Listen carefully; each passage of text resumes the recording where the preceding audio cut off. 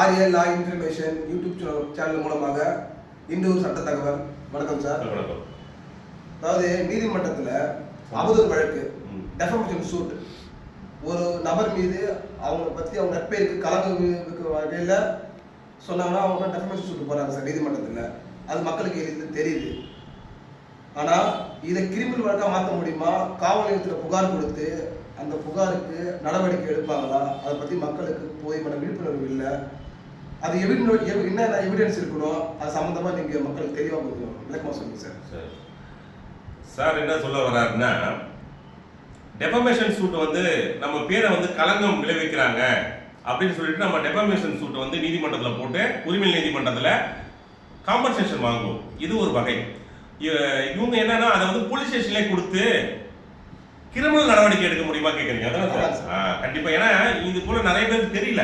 ஒவ்வொரு இடத்துலையும் பக்கத்து வீட்லையும் சரி நிறைய பேர் சமுதாயத்துல ஒரு நல்ல பேர் எடுக்கிறாங்க.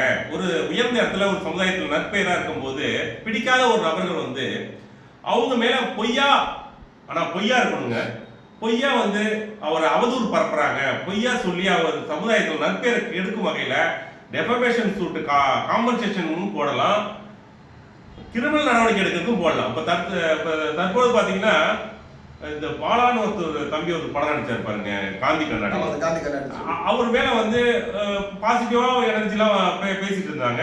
இப்போ தெரிஞ்சு நெகட்டிவாகவும் பேசிட்டு இருக்காங்க. இப்போ அவர் நல்லவரா கெட்டவரா நான் சொல்ல வரல. அவர் ஒரு நற்பெயரா எடுத்துட்டு வச்சிருக்காரு இந்த சமுதாயத்தில் வச்சுங்களா. இப்போ அதை ப்ரூஃப் இல்லாம பொய்யா அவதூறு பரப்பக்கூடாது. ப்ரூஃப் இருக்கும் பட்சத்தில் நீங்க சொன்னது அப்ளிகபிள் ஆகாது.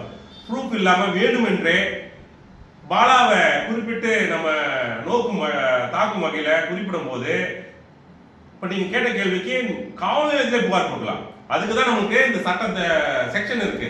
Under section 356 BNS. இந்த செக்ஷனை எல்லாமே தெரிஞ்சுக்கணும். ஏன்னா நிறைய பேர் அவதூறு பரப்புறாங்க. ஒரு ஸ்பா நடத்துறாங்கன்னு வச்சுங்களா, அந்த ஸ்பால தப்பா நடக்குதுன்னு அவதூறு பரப்பிடுவாங்க. இது போல நிறைய பெண்களும் சரி நிறைய பேர் பாதிப்படைகிறாங்க.